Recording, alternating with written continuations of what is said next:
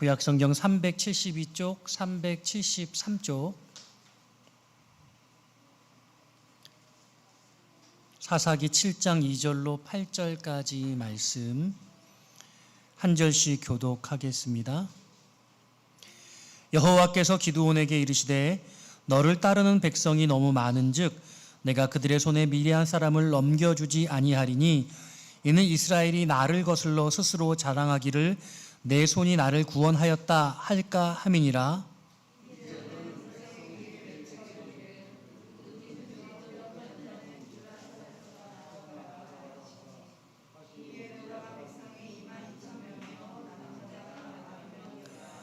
여호와께서 또 기드온에게 이르시되 백성이 아직도 많으니 그들을 인도하여 물가로 내려가라.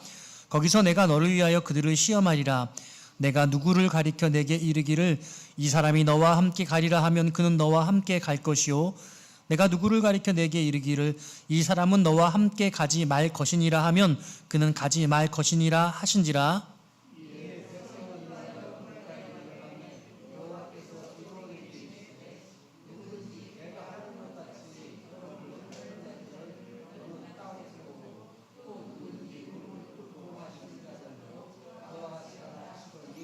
손으로 움켜 입에 대고 핥는 자의 수는 300명이요 그 외의 백성은 다 무릎을 꿇고 물을 마신지라.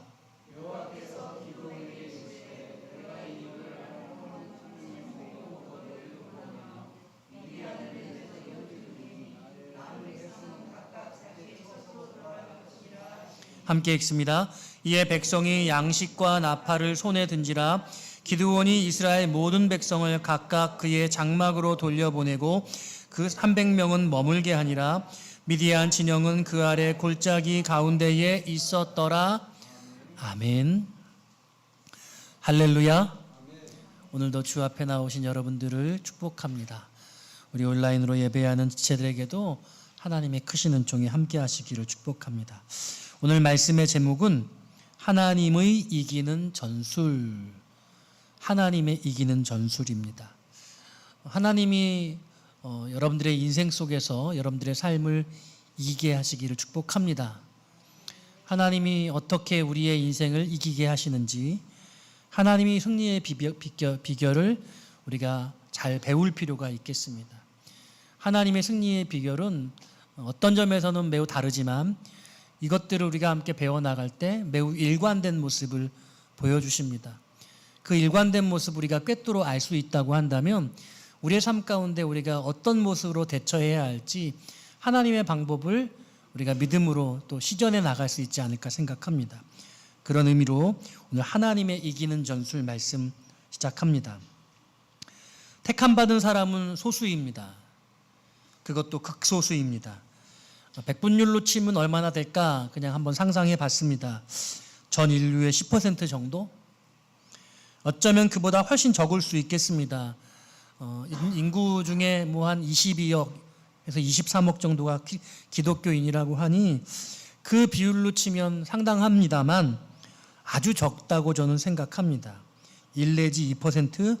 어쩌면 그보다 더 적을 수도 있을 것 같습니다. 얼마나 되는지 확언할 수 없지만 분명한 것은 극히 일부라는 것입니다. 요한계시록은 구원받은 백성의 수가 14만 4천이라고 하셨습니다.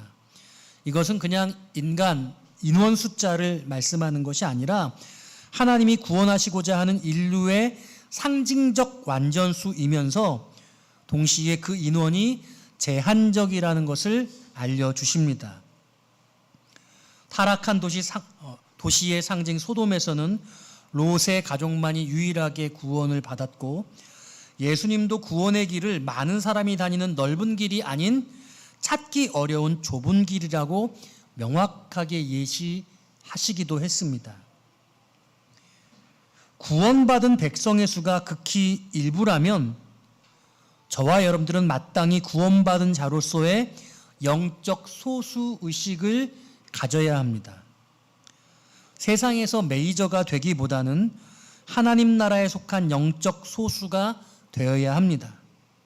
세상 풍조나 유행, 트렌드 이런 흐름을 탈 것이 아니라 영원을 사모하는, 그러니까 흘러가는 세상의 흐름을 역행하는 그런 세상을 거스르는 소수가 되어야 한다는 것입니다. 반면에 민주주의는 다수의 뜻을 중시하지요. 하나님의 방법이 영적 소수를 통해 일하는 것이라고 한다면 민주주의는 다수결을 중시합니다. 사실 성경은 다수의 선택을 일반적인 하나님의 뜻이라고 봅니다. 그래서 교회의 최고 의결기구인 공동의회 역시 다수의 뜻을 존중하며 그 결정을 하나님의 뜻으로 간주하는 것입니다. 그러나 항상 그렇지는 않습니다. 이게 정말 어렵습니다.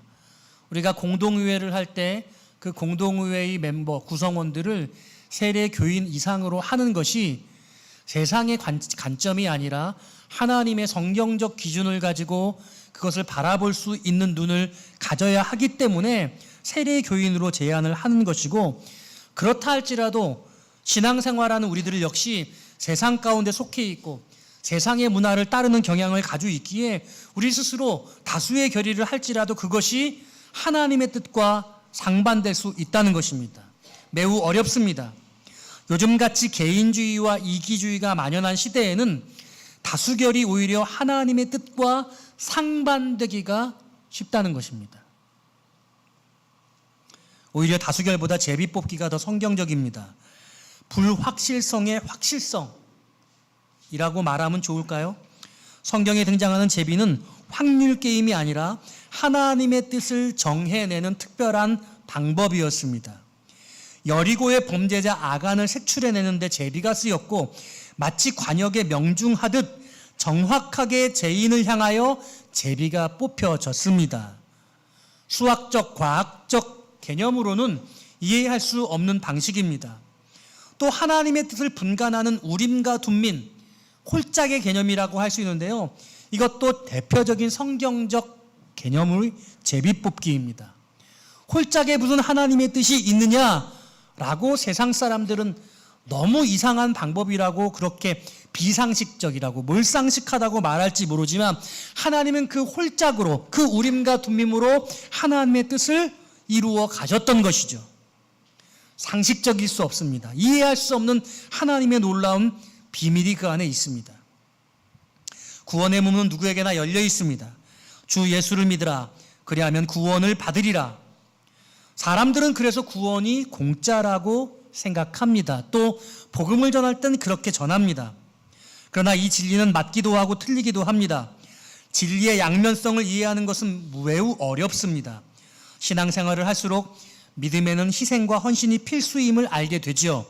곧 믿음은 대가 지불입니다. 다수결이 지배하는 세상에서, 다수의 힘이 세상을 장악하는 세상에서 하나님은 소수를 통해 일하시고 역사하십니다. 사단이 배후의 도살인 죄악된 세속을 맞서는 하나님의 방법은 단 한 분, 예수 그리스도셨습니다. 할렐루야. 그리고 그러한 십자가의 길을 기꺼이 따르는 핵심적 소수라는 것. 저는 오늘 이 핵심 소수에 대한 이야기를 하고 싶습니다. 여러분들은 구원받은 소수에 들어가십니까? 이 질문에 그렇다라고 대답하려면 영적 소수의식을 견고하게 장착해야 합니다. 세상이 날로 악해지고 있습니다. 성경이 물론 그렇거니와 굳이 성경적 진술이 아니더라도 인생을 지낸, 인생의 절반쯤 지낸 분들은 다 수긍할 수 있습니다. 세상이 좋아진다고 말하지만, 세상은 세상이 점점 좋아진다고 그렇게 다들 말하지만 실은 점점 더 가속화되며 나빠지고 있다는 것을요. 죄악이 넘치는 세상 나라와 하나님 나라의 최전선에는 위장된 마귀의 세력과 맞서는 준비된 영적 소수가 필요합니다. 저와 여러분들이 그 영적 소수이기를 사모해 봅니다. 오늘 말씀을 시작하면서 먼저 사사기와 기도원에 좀 개관을 할 필요가 있습니다. 사사기는 여러분 21장까지 있죠. 그런데 크게 세 부분으로 나눠집니다. 1장부터 3장 6절까지가 서론입니다. 지난주에 여러분 말씀을 전했던 그 부분이 수요일날 나눴던 말씀이 이 3장이었어요. 또 본론이 3장 7절부터 16장까지고 17장부터는 좀 사사기를 보면서 이해할 수 없는 결론부, 죄악된 세상을 계속해서 반복하며 그 각자가 자기의 왕이 돼서 싸우는 정말 아무도 다스리지 않은 그런 나라를 사사기는 마무리로 이야기를 하고 있습니다. 사사기를 읽고 나면 매우 큰 상실감과 허탈감을 느끼게 됩니다. 이 사사기라고 할 때 이 사사라는 단어는 성경 안에서도 매우 독특하게 사용되어지고 있습니다. 오직 이곳에서만 드러나고 있죠. 가나안 정복 시기에 잠깐 있다 사라진 특별한 직책, 직분이라고 할 수 있습니다. 쇼페팀이라고 불리는 히브리어 원어인데요. 카톨릭은 판관, 재판관 이렇게 번역할 수 있겠습니다. 재판을 하고 또 행정적으로 다스리고 그리고 전쟁에 임해서 전쟁을 지휘하기도 했습니다. 하나님의 성령이 임해서 특별히 사사로 세워지거나 아니면 아버지의 직책을 물려받기도 하는 경우가 있었습니다. 그런데 어떤 것도 공통적이지 않아요. 그래서 여러분 이 사사 시대가 약 350년에서 400년도 정도 되는 시기인데 13명의 사사가 있었고 첫 번째 사사가 온니엘 그리고 마지막 사사가 사무엘입니다. 사무엘은 사사기에 등장하지 않고 사무엘서 가서 등장하지요. 왕정시대를 전환시키는 역할을 하는 것이 바로 마지막 13대 사사 사무엘이지요. 오늘 이 7장 사사기 7장은 그중에 제5대 사사였던 기드온에 대해서 이야기를 하고 있습니다. 사사기의 중심 단어가 왕이라고 했는데요. 하나님께서 이스라엘의 왕임에도 불구하고 사사시대 사람들은 스스로 왕이 되었죠. 저는 마치 오늘 이 시대가 사사시대와 동일하다라는 생각을 하게 되어지는데요. 여러분들도 그렇게 이 사사기를 더 깊이 읽어보고 이 시대와 어떤 점이 같고 어떤 점이 다른지를 살펴보면 좋겠습니다. 이 기드온이 사사시대의 전반기와 후반기를 나누는 중심적인 역할을 하는데 왜 그러냐면 이 기드온이 미디안 전쟁의 승리 이후에 왕이 되달라고 하는 요청을 받거든요. 왕이 되달라고 백성들이 요청하는데 오직 하나님이 왕이라는 말을 남기고 왕되기를 거절합니다. 그러나 그럼에도 불구하고 그의 인생의 말은 매우 잘못을 많이 저지릅니다. 여러분들이 이번 주에 이 사사기를 읽으실 때 그런 대목들을 한번 체크해 보셨으면 좋겠어요. 기드온이 저지른 잘못이 어떤 것인가? 그가 70명의 아들을 두었는데 세겜의 여인 사이에서 낳은 아들의 이름이 아비멜렉입니다. 그런데 그 아비멜렉이라는 뜻을 살펴보면 나의 아버지는 왕이시다 라는 뜻입니다. 이것이 하나님이 나의 아버지시고 하나님이 나의 왕이시다 이런 뜻이라고 생각하면 좋겠습니다만 이 기드온을 살펴볼 때 그는 왕으로서 매우 강한 탐욕을 가지고 있었다는, 하나님이 왕이라는 그런 고백을 했음에도 불구하고 이 미디안 전쟁 이후에 그의 삶은 매우 타락한 모습을 보여주고 있다는 것, 매우 유감스러운 일이라고 할 수 있겠습니다. 그러므로 오늘 승리는 이 기드온이라고 하는 놀라운 이 사사의 승전비를 우리가 살펴보고 있지만 그 또함에도 연약한 모습으로 쓰러져간 인생이라는 것들을 마음속에 담고 이 말씀을 살펴보기로 합니다. 본문 이 사사기 7장은 크게 세 부분으로 나눠질 수 있어요. 한 부분은 하나님께서 기드온을 통해서 32,000명의 이스라엘 병사들을 300명으로 추리는 과정입니다. 그리고 중간 부분인 9절부터 14절까지의 내용은 하나님이 기드온을 정탐범을 보냅니다. 그 부하 부라라고 하는 부하와 정탐을 보내서 정탐을 가서 군사들, 미디안 군사들의 꿈 얘기를 듣고 오는 이야기입니다. 그 꿈 얘기를 듣고 하나님이 미디안을 붙여주셨다는 확신을 하게 되죠. 그리고 세 번째는 15절부터 마지막까지 부분인데 실제로 미디안 전투에 임하게 되어지고 그 미디안 전투 속에서 놀랄만한 13만 5천 명이나 되는 그 놀라운 적진들을 다 무찌르는 쾌거를 이루는 내용이라고 그렇게 볼 수 있겠습니다. 그러니까 13만 5천 명이나 되는 군사들을 3만 2천 명에서 300명으로 추려서 그 300명으로 450대 1의 전쟁을 승리로 이끄는 내용이 오늘 사사기 7장이라고 할 수 있습니다. 그런데 좀 더 이 말씀을 구조적으로 보면 앞에 부분이 더 중요해요. 왜 그런가 할 때 오늘 본문에 여러분 읽으시면서 쉽게 느끼지 못하는데 오늘 2절부터 8절까지의 말씀은 하나님께서 기드온에게 말씀해 주시는 내용들로 가득 차 있어요. 이 7장의 전체 하나님께서 기드온에게 이야기해 주시는 내용이 5번 등장합니다. 살펴볼게요. 자, 2절 말씀 같이 한번 읽어볼까요? 앞에 부분만. 시작. 여호와께서 기드온에게 이르시되. 자, 첫 번째입니다. 두 번째는 4절입니다. 시작. 여호와께서 또 기드온에게 이르시되. 두 번째입니다. 5절입니다. 시작. 이에 백성을 인도하여 물가에 내려가매 여호와께서 기드온에게 이르시되. 세 번째입니다. 7절입니다.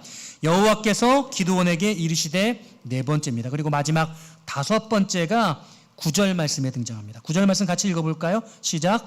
그 밤에 여호와께서 기드온에게 이르시되. 예. 이 사사기 7장은 하나님께 기드온에게 5번 말씀하신 내용들로 가득 차 있다고 보는데요. 후반부 전투 장면, 실제로 전쟁을 하는 장면에는 하나님께서 말씀하신 것이 한 번도 나오지 않습니다. 그냥 기드온이 300명의 그 용사들과 함께 전투에 임하는 것을 상세하게 묘사하고 있을 뿐입니다. 그리고 정탐을 내려간 것이 마지막 5번째로 말씀해 주신 내용이에요. 4번은 어디 나왔냐? 이 32,000명이나 되는 이스라엘 군사들을 300명으로 추리는 과정에서 하나님이 기드온에게 매우 디테일하게 구체적으로 말씀해 주시는 겁니다. 쉽게 설명하면 이렇습니다. 실전보다 준비가 더 중요하다. 실전은 그냥 준비한 대로 하면 되는 거예요. 여러분, 다른 여러 성경을 보시면서 전투 장면에 하나님 말씀하시는 게 많이 나오는지, 준비 장면에 하나님 말씀하시는 게 많이 나오는지 여러분 한번 살펴보시기 바랍니다. 대부분 준비 장면에, 그 과정 속에서 하나님이 말씀하세요. 그러니까 여러분, 실전을 연습처럼 하라는 말이 있잖아요. 연습하는 가운데, 준비하는 가운데 하나님이 세심하시게 말씀하시고, 그 준비하는 과정이 훨씬 더 중요하다는 것을 이해해야 한다는 것이죠. 여러분들 어떤 일을 할 때, 실행할 때 실행 준비 단계에서부터 하나님을 깊이 만나시기를 주의 이름으로 축원합니다. 여러분, 오늘 저는 여러분과 함께 이 본문의 말씀을 통해서 3가지로 은혜를 나누려고 하는데요. 오늘 이 5번 말씀하신 하나님의 말씀 중에 정리를 하면 첫 번째 내용은 이렇습니다. 너를 따르는 백성이 너무 많아. 너무 많아요. 두 번째 말씀도 이 말이에요. 백성이 아직도 많아. 그래서 첫 번째 말씀에서는 하나님이 32,000명 되는 이스라엘 군사들을 돌아가라고 말씀하세요. 그래서 22,000명이 돌아가요. 22,000명이 돌아가는데요. 이 돌아가는 과정에서 그 기준이 무엇냐라고 할 때 3절 말씀에 나와요. 같이 한번 읽어볼까요? 시작. 이제 너는 백성의 귀에 외쳐 이르기를 누구든지 두려워 떠는 자는 길르앗 산을 떠나 돌아가라. 두려워 떠는 자를 돌려보내고 계세요. 4절 말씀에서 두 번째 하나님 다시 근데 말씀하시는데 10,000명이 남았어요. 근데 아직도 많대요. 그러면서 뭐라고 말하면 내가 그냥 남겨두라 하는 자를 남겨두고 떠나라 하는 자를 떠나게 하라. 그리고 물가로 내려가라 라고 분부하십니다. 두 번째 말씀하실 때까지는 어떤 기준으로 구체적으로 그 사람들을 남기는지 말씀하지 않으세요. 세 번째 말씀에서 이렇게 말씀합니다. 물을 떠마시게 하는데 물을 3가지로 떠마게 해요. 한 사람은 어떤 사람들은 물을 시냇가에 고개를 쳐박고 물을 막 콸콸콸콸 마시거나 핥아서 먹는 거예요. 두 번째 부류의 사람은 무릎을 꿇고 그리고 물을 마시는 거예요. 세 번째 부류의 사람은 이렇게 손으로 떠서 이렇게 물을 마시게 해요. 여러분들 어떤 게 조금 우아해 보여요? 고개를 탁 땅바닥에 쳐박고 막 마시는 거, 무릎을 꿇고 마시는 거, 아니면 손을 이렇게 떠가지고 마시는 거. 여러분 멋진 남자가 탁 그런 걸 한다면, 멋진 여자가 한다면 어떤 모습이 좀 멋져 보여요? 하나님은 손으로 움켜내고 핥는 자, 손으로 물을 떠서 마시는 그 300명을 남기도록 명령하십니다. 이게 하나님의 3번째 메시지입니다. 그리고 4번째로 말씀하시기를 내가 이 물을 핥아먹은 300명으로 너희를 구원하여 미디안을 너의 손에 넘겨주겠다고 약속하세요. 그러니까 첫 번째부터 네 번째 하나님이 말씀하시는 내용 속에 32,000명을 300명으로 줄이는 과정이 일어나고 있죠. 하나님의 역사가 매우 세세하게 일어나고 있고 지금 기드온은 그 하나님의 말씀을 들으며 순종하고 있는 것입니다. 그리고 마지막으로 다섯 번째 말씀이 이 기드온으로 하여금 불화와 함께 정탐을 다녀오라고 그렇게 말씀하시는 내용이에요. 그리고 어떻게 전쟁을 해야 될지에 대해서는 분명하게 말씀하지 않으십니다. 어떻게 전쟁을 해야 될지, 근데 이 과정에서 하나님이 분명히 기드온으로 알게 하세요. 저는 여기서 첫 번째로 함께 나누고 싶은 하나님의 말씀은요, 첫 번째로 교만의 문제입니다. 교만의 문제. 저는 우리가 살고 있는 이 시대의 가장 심각한 문제가 교만의 문제라고 말씀드리고 싶어요. 오늘 본문에서는 어떻게 말씀하고 있냐면 하나님이 기드온에게 첫 번째 하신 말씀에서 뭐라고 말씀하십니까? 이제 다 한번 읽어봐야 돼요. 다 같이 읽어볼까요? 시작.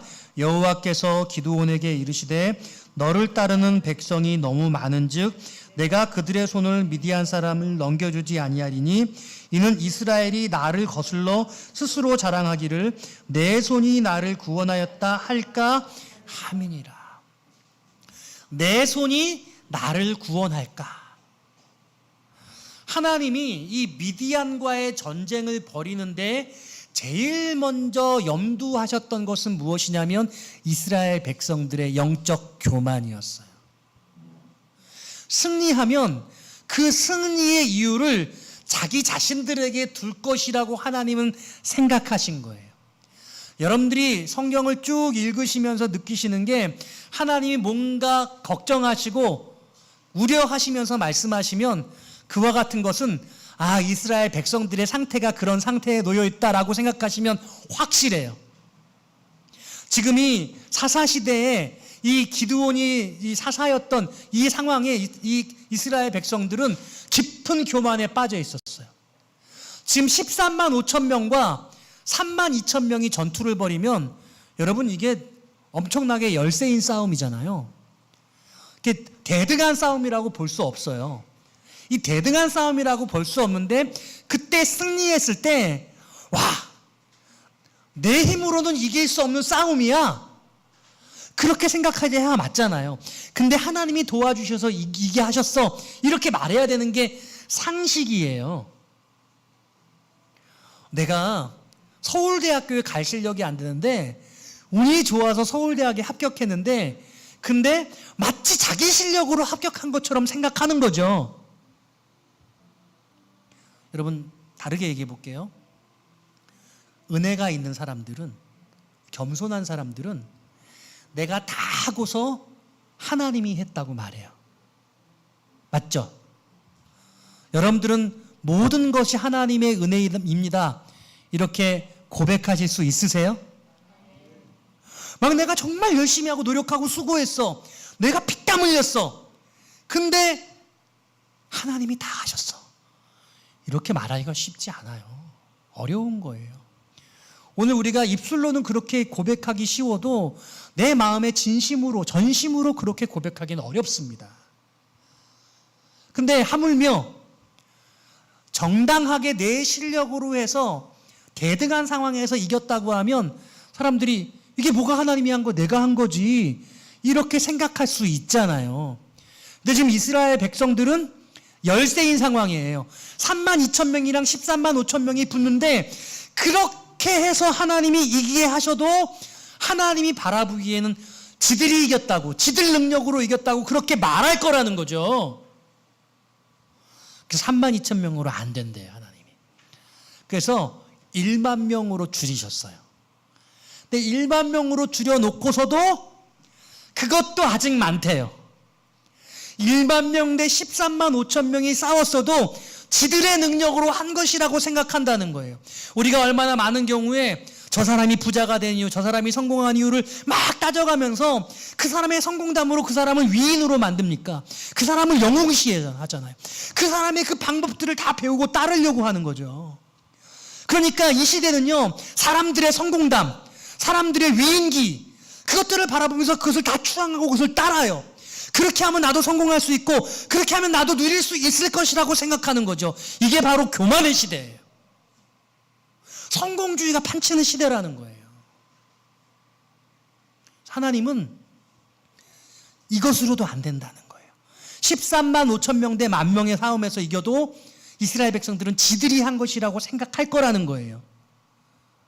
그래서 하나님이 300명만 택하셔야겠다고 말씀하시는 거죠.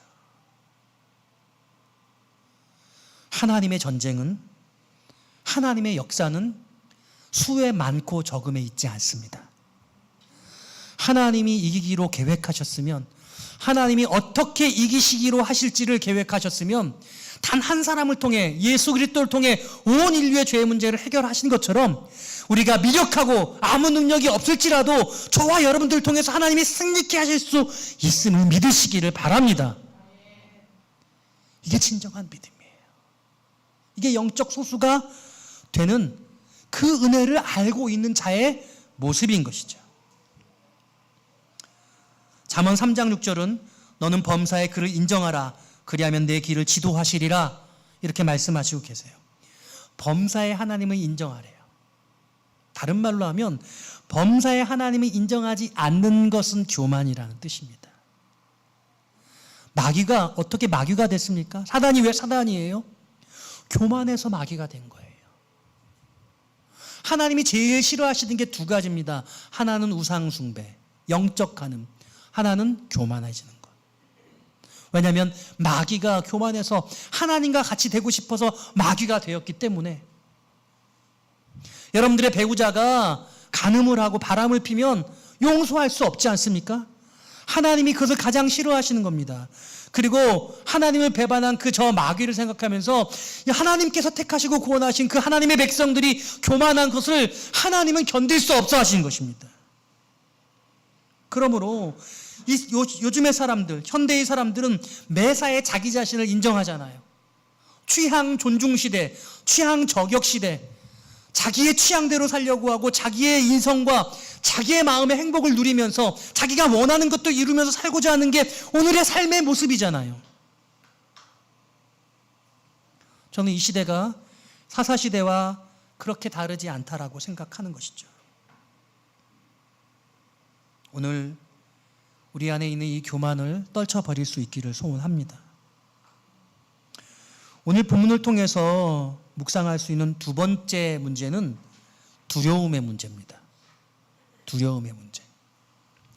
오늘 본문을 깊이 읽어보면 세 부류의 두려워하는 사람들을 발견할 수 있습니다. 여러분들이 읽으신 3절의 첫 번째 부류의 사람이 등장하죠. 이제 너는 백성의 귀에 외쳐 이르기를 누구든지 두려워 떠는 자는 길르앗산을 떠나 돌아가라. 누구든지 두려워 떠는 자는 돌아가라. 미디안과의 전투에서 22,000명이 돌아갔어요. 저는 그래도 꽤 많은 사람들이 남은 거, 10,000명 남았어. 10,000명은 그래도 싸워보겠다는 결의에 찬 전쟁의 그 전투에 임할 마음을 가지고 있었던 거죠. 근데 어쨌거나 22,000명은 전쟁에 대한 두려움이 있었죠. 전쟁할 준비가 되어지지 않은 사람입니다. 하나님이 저와 여러분들을 하나님의 자녀로 택하셨고 우리가 살고 있는 이 세상은 영적 전쟁터예요. 여러분 믿으십니까? 우리는 지금 전투 중이에요. 전쟁의 상황이에요. 저 남북이 군사 분계선이어서 우리가 아직 전쟁이 끝내, 그 전쟁 말고 혈과 육의 싸움이 아니라 하늘의 권세와 세상 나라와의 싸움이에요. 우리 지금 전투 중인 거예요. 근데 두려워 떠는 자들은 이 전투에 임할 수 없다고 하나님이 말씀하시고 계세요. 두 번째 부류의 두려움은 기드온입니다. 기드온. 여러분 오늘 본문 10절 말씀 같이 한번 읽어볼까요? 10절입니다. 시작.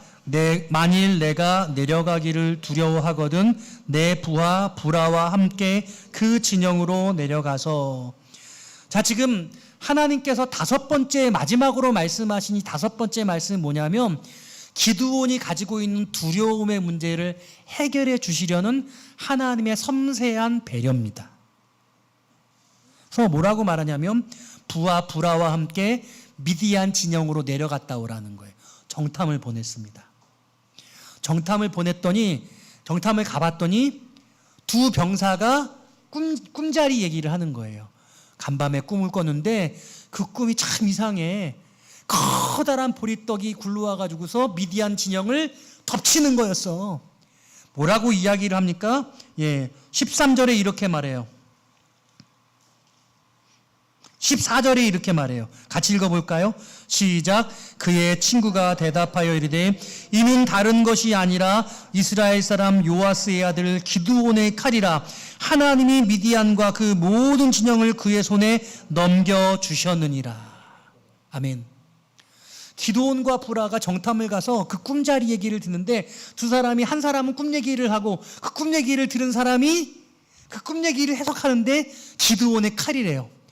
보리떡. 여러분, 예수님께서 보리떡 5개와 그 물고기 2마리로 5,000명을 먹이셨는데 이 아무것도 아닌 떡 하나로 예수님이 5,000명을 먹이셨는데 그 보리떡이 여기 등장해요. 아무것도 아니에요.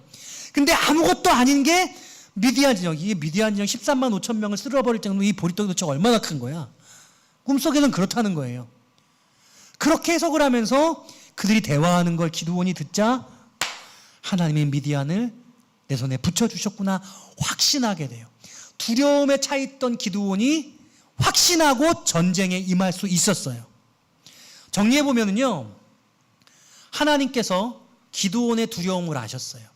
32,000명의 군사를 300명으로 줄이는 과정을 기드온은 일일이 다 섬세하게 들으면서 300명으로 줄여나가는데 도대체 저 많은 군사들을 어떻게 승리하게 하실지 영문을 알 수 없었어요. 그래서 기드온은 두려울 수밖에 없었습니다. 거기다가 기드온은 어떤 사람이냐면 철저한 실증주의자였어요. 철저한 실증주의자. 확인되지 않으면, 확실하지 않으면 움직이지 않는 사람이야. 여러분, 기드온이 6장부터 나오거든요. 여러분 6장을 읽어보면 그걸 알 수 있습니다. 그리고 6장의 마지막에 보면은요, 하나님이 이스라엘을 구원하게 하시겠다고 약속해 주세요. 근데 어떻게 하나님 앞에 이렇게 얘기를 하냐면, 양털 한 뭉치를 타작마당에 갖다 내려놓고 하나님 분명히 약속하신 게 맞으면 이 양털은 이슬에 가득 맺히게 하고 이 마당은 바싹 마르게 해주세요. 그러잖아요. 하나님이 그렇게 해주세요. 그것도 못 믿어서 한 번 더 반대로 이번에는 마당이 이슬이 가득 차고 양털을 바싹 마르게 해주세요. 하나님 그것도 보여주세요. 그러니까 기드온이 믿음이 있었다라고 사실은 보기가 좀 어려워요. 하나님이 말씀하셨잖아요. 여호수아에게는요, 하나님 이렇게 두려워하지 말아라, 놀라지 마라, 내가 너와 함께야, 반드시 승리하게 할 거야, 이렇게 말씀해 주신 것으로 끝이에요. 근데 하나님은 기드온을 너무 잘 알아가지고 기드온 저놈은 그냥 말로 해서 안 돼, 내가 보여줄게, 그래가지고 내려갔다 오래요. 내려갔더니 이 병사들의 이 꿈자리 얘기를 다 듣게 되는 거죠. 이 얘기를 들으니까 기드온이 마음속에 분명하게 승리하게 하시는구나라는 확신을 가질 수 있게 하셨어요. 그러니까 기드온의 두려움의 문제를 기드온을 너무나 잘 아시는 하나님이 기드온에게 세심하게 배려하셔서 그 마음에 진정한 믿음을 가질 수 있게끔 인도해 주셨다는 거예요. 할렐루야. 하나님 여러분 너무 잘 아셔요. 정리해보면 첫 번째 두려움은요, 맞설 준비가 안 된 사람을 물러가라고 하셨어요. 근데 반드시 맞서야 싸워야 하는 사람, 그 맞서 싸우겠다고 하는 그 사람의 그 두려움은 하나님이 그 두려움을 물리치게 해주시고 하나님이 분명하게 확증을 보여주셔서 감당해 나갈 수 있도록 인도해 주신다는 거죠. 얼마나 놀라워요. 참 이 두려움의 문제, 여러분 안에 있는 두려움의 문제를 여러분들이 해결하실 수 있기를 바라요. 세 번째 두려움의 부류가 나오는데요, 여러분 이 꿈 얘기 생각해 보세요. 꿈을 얘기하고 그 꿈 얘기를 들은 사람이 기드온의 칼이라고 말할 때 두 사람 가운데 두려움이 느껴지세요? 두려움이 느껴지세요? 이게 뭐 웃으면서 할 얘기가 아니잖아요. 전투와 전쟁 가운데 그들은 이미 두려움으로 가득 차 있어요. 여리고성의 주민들이 그 요단강을 이스라엘 백성들이 건너는 것들을 소문으로 듣고 간담이 녹았다고 그랬어요. 두려움에 떨었던 거예요. 이미 진 거야. 게임 오버. 근데 실제로 여러분 전투 장면을 보시면은 항아리를 가지고 횃불을 가지고 항아리에 숨겨가지고 나팔을 가지고, 그래서 매우 중요한 이 나팔과 그리고 항아리 그리고 횃불, 그 횃불을 숨겨가지고 그 항아리를 깨뜨리면서 횃불을 높이 치켜들고 함성을 지르면서 나팔을 크게 부르고 불과 그게 300명에 지나지 않았습니다. 근데 그 밤중에 그게 한 심야 11시 정도 경이거든요. 11시, 밤 11시 경에 그 잠자고 있던 모든 미디안 군사들이 일어나가지고 자중질환이 일어나서 자기들끼리 치고받고 싸워가지고 그들이 모두 다 도륙당하게 돼요. 너무 황당하지 않아요? 어떻게 그런 일이 있을 수 있어요? 그런데 그 두려움에 빠진 미디안 군사들은 이미 마음으로 졌고, 그리고 그 두려움으로 말미암아 스스로 죽임을 당하는 모습을 보여주고 있다는 거죠. 자, 오늘 우리 안에 두려움의 문제를 여러분들이 정리해낼 수 있기를 바라요. 저와 여러분에게도 두려움이 있을 수 있잖아요.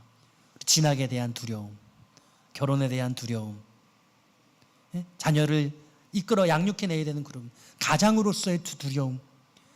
이 두려움의 문제가 어떤 종류의 두려움인가 여러분들이 스스로 생각하고 하나님께 내어드리고 이 두려움의 문제를 해결해 주시는 하나님의 은혜가 여러분들에게 임하시기를 주의 이름으로 축원합니다. 마지막으로 세 번째로 나누고 싶은 이 말씀이 가장 중요합니다. 오늘 300명, 그 300명은 어떤 300명이었느냐. 우리가 알기를 기드온과 300용사, 그래서 이 300용사를 대단하다고 우리는 그렇게 들어왔습니다. 하나님이 이 300명을 뽑는 과정에 대해서 아까 제가 묘사해 드렸는데, 머리를 쳐박고서 물을 마시던 사람, 무릎을 꿇고 물을 마시던 사람, 그리고 손으로 물을 움켜서 마시던 사람, 그래서 머리를 쳐박고 무릎을 꿇고 마시는 사람들은 형편없는 사람들이고, 이 물을 떠가 손으로 물을 떠서 마신 사람들은 기드온의 놀라운 300용사가 됐어. 어떤 분들은 그렇게 번역하고 이해하기도 합니다. 그런데 저는 그렇게 보지 않습니다. 그냥 하나님이 300명을 택하시기 위한 구별 방법이었을 뿐이에요. 이 300명이 대단한 전략을 가지고 대단한 무술의 능력을 가지고 그랬던 게 아니에요. 그냥 300명이 그렇게 택함받고 구원받았다는 거죠. 마치 이 부분을, 이 300명이 대단하다고 하면 450대 1로 한 사람 한 사람이 450명을 감당한 대단한 승리, 마치 이것이 그 300명의 능력 때문에 승리를 얻은 것처럼 해석될 수 있다는 거죠. 근데 하나님이 지금 뭐라고 말씀하세요? 이스라엘 백성들이 교만에 빠져 있고 자기들의 능력으로 승리한 것이 아님을 알려주기 위해서 300명을 뽑으셨다고 하는데, 하나님이 그 300명을 뽑을 때 대단한 전투 능력을 가진 300명을 뽑으셨겠어요? 아니에요, 아니에요. 그거 아니에요. 그냥 300명을 뽑으신 거예요. 택함받았다는 사실이 중요하다는 거죠. 택함받았다는 사실. 하나님의 승리의 역사는 내가 아니고서도 일어납니다. 동의하시면 아멘. 우리가 감사할 것은 하나님의 거룩한 이 영적 전쟁에 나를 하나님의 군사로 참전시켜 주셨다는 사실이에요. 여러분, 한 사람이 대단한 능력이 있는 게 아니라 나는 아무런 보잘것 없지만 하나님이 나를 택하셨고 내가 하나님의 전투에 임하기를 원하고 내가 쓰임받을 수 있다면 하나님이 기뻐하시는 대로 내가 쓰여지기를 원한다는 이 사실이 중요하다는 거예요. 우리가 이 사실을 고백한다면 우리 안에 일어나는 모든 일들이 하나님께 영광이고 내가 한 것이 아무것도 없다고 고백할 수밖에 없죠. 나는 무익한 종입니다라고 고백할 수밖에 없는 거예요. 그러므로 오늘 이 시대가 자기 자신의 성취욕을 돋구고 성공 방정식들을 배우고 그 세상 사람들이 성공한 방정식을 따라가면 나도 그 길을 갈 수 있을까 생각하는 모든 사람들이 다 그 길로 따라가는 시대에 이것은 성공에 향한 전투가 아니라 하나님과의 거룩한 영적 전투임을 알고 하나님 앞에 나를 택해 주시기만 한다면 내가 쓰임받기를 바란다는 그러한 사모하는 마음으로 내가 아무리 보잘것없을지라도 하나님의 나라의 거룩한 300명의 군사가 되기를 소원하는 마음으로 우리가 서는 것이 중요한 것이죠. 말씀을 정리합니다. 하나님 없이 자기 사랑에 빠진 이 시대의 영적 교만을 내던져야 합니다. 여러분들도 여러분들을 추구하고 있었다고 한다면 여러분들은 교만한 상태일 수 있습니다. 내가 교만한다는 사실을 알지 못하고 있을 수도 있어요. 겸손한 자는 모든 것이 주님의 은혜라고 고백하고 내 삶 가운데 얼마나 많은 교만이 있는가를 알게 됩니다.